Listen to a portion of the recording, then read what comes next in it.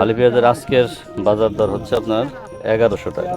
তো পেঁয়াজের কোয়ালিটি ভেদে এই যে এই পেঁয়াজটা দেখতেছেন যে বড় এবং ভালো সাইজের পেঁয়াজ। হালি পেঁয়াজ তো সাধারণত আর একটু এটা কি জাতের? খালি না হালি তো জাত হালি বেশ বড় হয়েছে সব। তাই না? এবছর আবাদ অনেক ভালো হয়েছে, মানে পেঁয়াজের সাইজ অনেক বড় বড়। আজকে পেঁয়াজের বাজার দর কেমন গেছে? সর্বনিম্ন 600 থেকে 1200 পর্যন্ত।